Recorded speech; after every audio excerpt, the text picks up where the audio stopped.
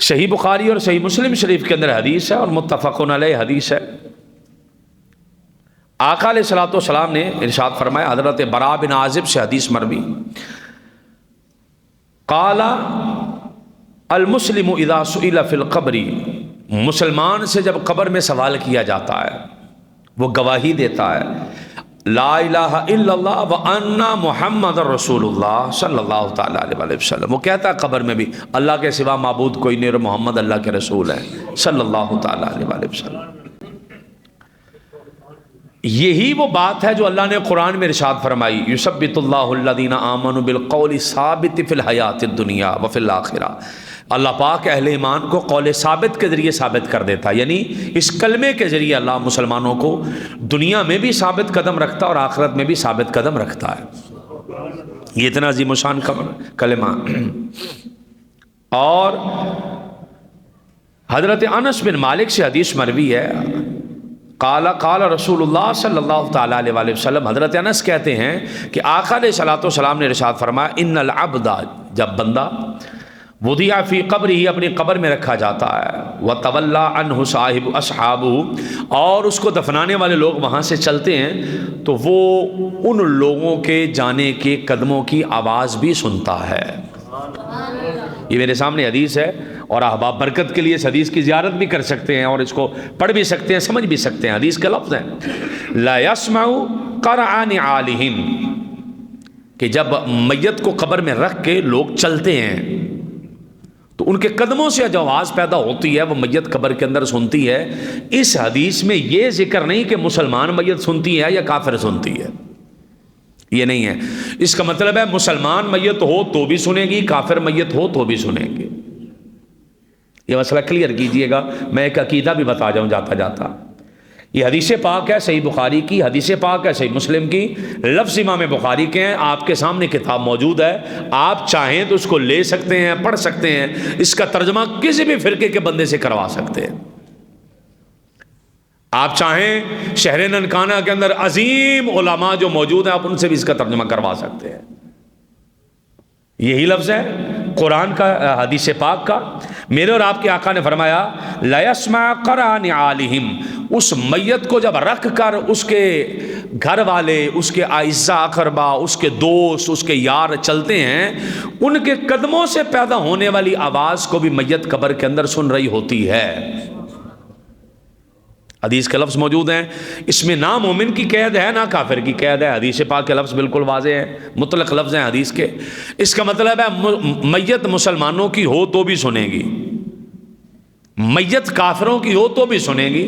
عیسائی لوگ دفناتے ہیں اپنی میت کو، وہ بھی سنے گی، جو قدموں کی چاپ بولتے ہیں، قدموں کی آواز بولتے ہیں، اس کو سنتے ہیں۔ اور اس کو قبر میں رکھا جاتا ہے، اس کا مطلب یہ ہے کہ قدموں کی آواز وہ سن لیتا ہے جس میت کو ہم نے دفن کیا ہے۔ اگر مسلمان رہنا ہے تو کی بات ہے، ورنہ کی نہیں۔ اگر ایمان میں رہنا ہے تو کی بات ہے، ورنہ تو خیر ہے، موج مارے پھر۔ اس کا مطلب ہے مومن بھی سنے گا، کافر بھی سنے گا۔ سوال آپ سے، بڑے سمجھدار بندے ہیں، جڑا ماری گیا ہے، جڑا مٹی ہو گیا، وہ سنے گا کہ نہیں؟ جو مر گیا ہے وہ سنے گا کیسے؟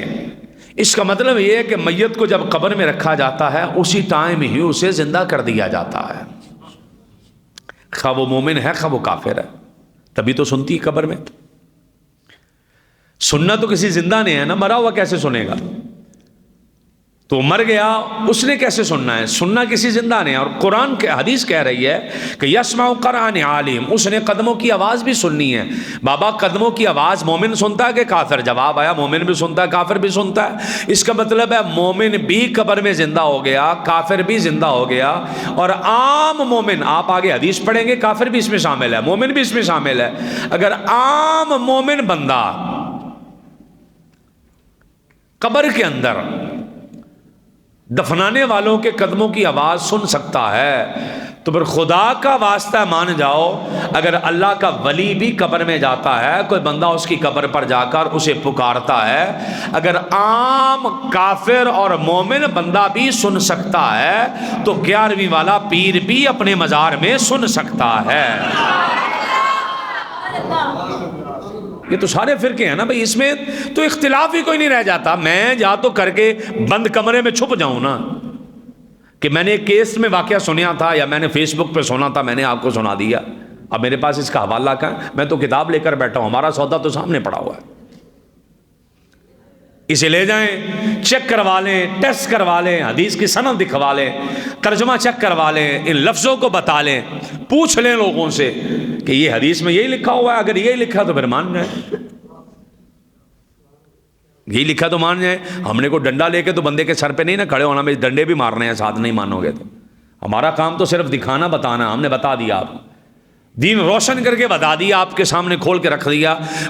حدیث کہہ رہی ہے، اور بخاری اور مسلم کی متفقون علیہ حدیث، جس حدیث کو بخاری اور مسلم لکھ دیں اس کو سب سے صحیح ترین حدیث کہا جاتا ہے، جس پر دونوں اکٹھے ہو جائیں، امام بخاری بھی اور امام مسلم بھی. جو سب سے صحیح ترین حدیث کی اقسام ہے ان میں سے ایک قسم ہے کہ لا يسمع قرآن علیہم، میت قبر کے اندر، قبر میں دفنانے والوں کے قدموں کی آواز کو بھی سنتی ہے. اگر میت دفنانے والوں کے قدموں کی آواز کو بھی سنتی ہے عام میت، تو پھر حضور داتا صاحب بھی تو سنتے ہی ہوں گے نا، حضور خواجہ صاحب بھی تو سنتے ہی ہوں گے نا. عام بندے کی بات ہے نا. اگر کوئی کہے کہ نہیں جی وہ تو مر گئے، وہ چلے گئے، وہ ختم ہو گئے، وہ فنا ہو گئے، اس کا کیا مطلب ہے؟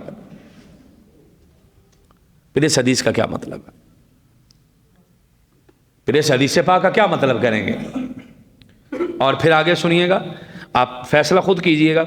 اتاہو ملکانی، اس کے پاس دو فرشتے آتے ہیں، اس کو بٹھاتے ہیں. فیقولانی، پھر کہتے ہیں ما کنت تقول فی ھذا الرجل لمحمد صلی اللہ تعالی علیہ وآلہ وسلم.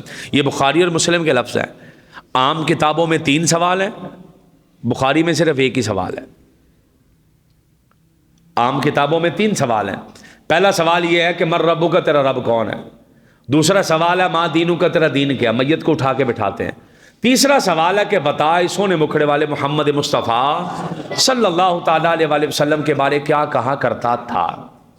لیکن بخاری میں ایک ہی سوال ہے، نہ اس کے اندر سوال یہ موجود ہے کہ تو اللہ کے بارے کیا کہتا تھا، نہ یہ سوال موجود ہے کہ تیرا دین کیا ہے. اس میں ایک ہی سوال ہے، بتا اس سونے مکھڑے والے کے بارے کیا کہا کرتا تھا. بخاری میں ایک ہی سوال ہے. ہم تینوں سوالوں کو مانتے ہیں، ہم کہتے ہیں 3 سوال ہونے ہیں.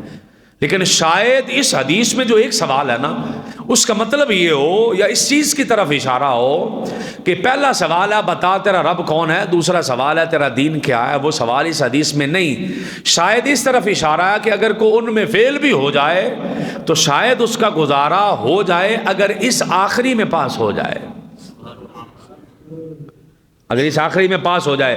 اب یوں کہہ لیں کہ جو لازمی سوال ہے، جس کے بغیر گزارا ہی نہیں ہے، جس کا جواب ہر حال میں دینا پڑے گا، وہ یہ ہے کہ بتا مصطفیٰ کریم کے بارے کہا کیا کرتا تھا.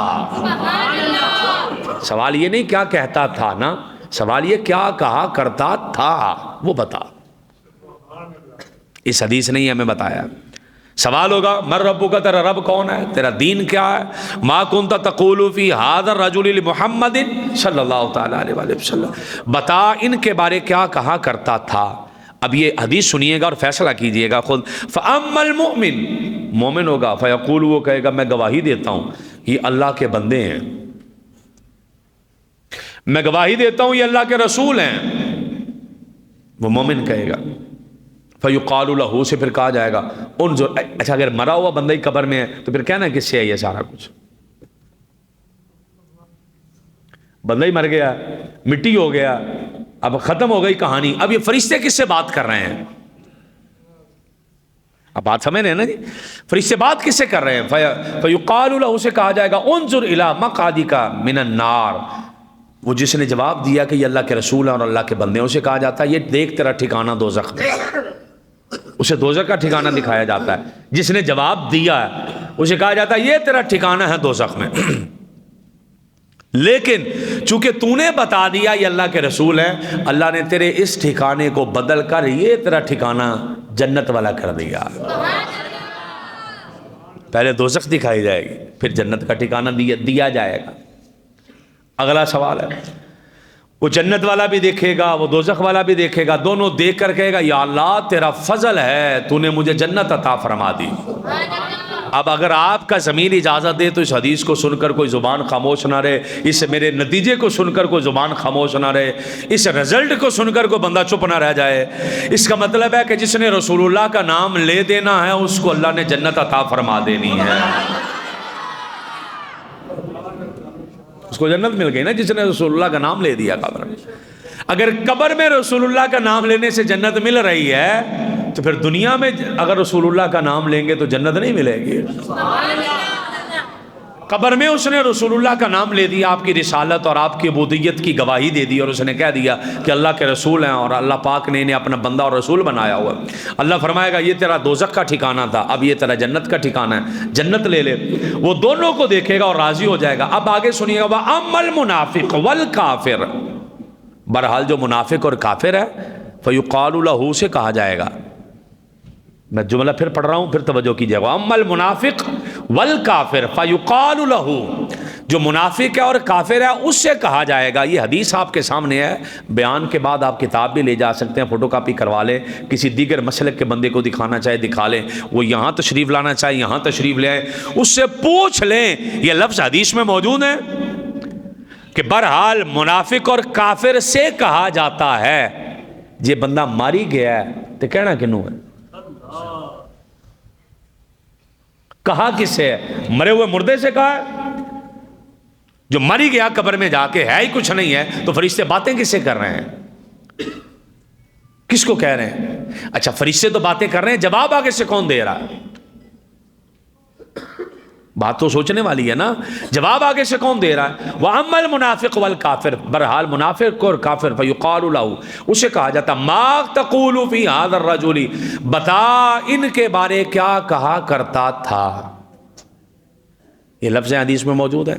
اس کا مطلب ہے منافق اور جو کافر لوگ ہیں یہ بھی وہ لوگ ہیں کہ جنہیں قبر میں زندہ کیا جاتا ہے۔ اگر کافر بھی قبر میں زندہ ہو جاتا ہے تو مان لے ولی بھی زندہ ہو جاتے ہیں۔ یہ بات سمجھنے کی کوشش کریں۔ ہمارے عقیدے وہ نہیں ہیں جو کسی بھنگ پینے والے بابے نے دربار پہ بیٹھ کے گھڑ لی ہیں۔ اللہ کے فضل سے اور اللہ کی توفیق سے ہمارے وہ عقیدے ہیں جو حضرت ابوبکر صدیق والے عقیدے ہیں، جو حضرت عمر عثمان و علی والے عقیدے ہیں۔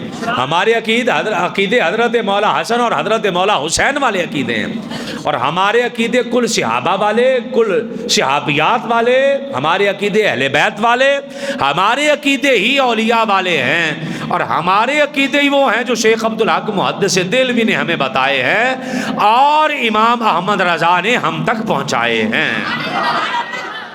ہمارے وہ خاص عقیدے، خالص ستھرے عقیدے ہیں۔ ہم نے کو اپنی طرف سے گھڑی ہوئی چیز تھوڑی ہے۔ انہیں جو جڑے قبر دے وچ نہیں ہوتے مر گئے نہیں ہوتے یہ ہو گیا، یہ تو بات ہی غلط ہو گئی نا ساری۔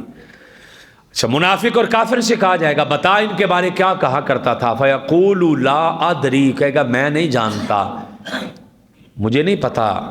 اقول ما یقول الناس، میں تو وہی کہندا سی جڑا لوگ کہندے سن، مینوں کی پتا ہے کون، مجھے نہیں پتا، میں نہیں جانتا۔ اسے پھر مارا جائے گا لوہے کے گرزوں سے، وہ چیخے گا، اسے ثقلین کے علاوہ یعنی جن اور انسان کے علاوہ کائنات کی ہر چیز اس کی چیخ کو سنے گی، اس کافر کی چیخ کو سنے گی۔ حدیث کے لفظ ہیں یسمعها، اس کو سنے گا کون جی؟ ثقلین کے علاوہ ہر چیز اسے سنے گی، صرف انسان نہیں سن سکتے، جن نہیں سن سکتے، باقی ہر چیز اسے سنے گی، اور اس کی تکلیف لوگوں کو پتہ چلے گی۔ یہ حدیث پاک کے اندر موجود ہے۔ اب اس کے ساتھ آگے بھی حدیث سیم موجود ہے اور لفظ اس کے میں پڑھ کے سنا دیتا ہوں۔ حضرت عبداللہ بن عمر سے مروی قال قال رسول اللہ صلی اللہ تعالیٰ علیہ وسلم، آپ کہتے ہیں کہ جب تم میں سے کسی ایک کا وفات ہو جائے، وہ دنیا سے چلا جائے، اُرِدَ عَلَيْهِ مَقْعَدُهُ، اس کے اوپر اس کا ٹھکانہ جنت اور دوزخ کا پیش کیا جاتا ہے صبح و شام۔ اگر اہل جنت میں سے ہے تو جنت والا ٹھکانہ، اگر اہل نار میں سے ہے تو دوزخ والا ٹھکانہ، اور پھر قیامت والے دن اسے اٹھایا جائے گا۔ پھر حضرت عائشہ سے حدیث مروی ہے، ایک یہودی عورت داخلت علیہا، حضرت عائشہ کے پاس آئی اور انہوں نے اس یہودی عورت نے عذاب قبر کا ذکر کیا، عذاب قبر کا ذکر کیا کہ قبر میں عذاب ہوتا ہے۔ جب اس نے عذاب قبر کا ذکر کیا اور فقالت لہا، اس نے کہا، حضرت عائشہ رضی اللہ تعالیٰ عنہ نے کہا ہم اللہ کی پناہ مانگتی ہیں عذاب قبر سے۔ حضرت عائشہ رضی اللہ تعالیٰ عنہ آقا علیہ السلام سے سوال کرتی ہیں عذاب قبر کے بارے کہ یا رسول اللہ ایک عورت ایسے ایسی آئی تھی میرے پاس، اس نے کہا کہ قبر میں عذاب بھی ہوتا، تو یا رسول اللہ قبر میں عذاب ہوگا، قبر میں جزا اور سزا ہے؟ تو آقا علیہ السلام نے فرمایا نعم عذاب القبر حق، عذاب قبر حق ہے، ہوگا، جس کو ہونا ہے، جو اس کا مستحق ہے اسے ہوگا عذاب قبر۔ قالت فما رأیت رسول اللہ صلی اللہ تعالیٰ علیہ وآلہ وسلم بعد صلی صلاۃً، آقا علیہ السلام نے بعد میں جتنی نمازیں پڑھی ہیں الا تعوذ باللہ من عذاب القبر، ہر ایک نماز کے بعد آقا نے دعا مانگی ہے اور عذاب قبر سے پناہ بھی مانگی ہے۔ اس کا مطلب ہے کہ قبر کا مسئلہ ہے، قبر میں مسئلہ ہے۔ میں آپ کو جو بتانا چاہ رہا ہوں کہ نئے نئے فتنے اٹھ کے آ جاتے ہیں اور آ کے وہ نہیں جی عذاب قبر کا چکر ہی کوئی نہیں، عذاب قبر کا تصور ہی کوئی نہیں ہے، عذاب قبر میں تو ایسے مولویوں نے گھڑی ہوئی باتیں، یہ ساری بخاری اور مسلم کی حدیثیں ہیں۔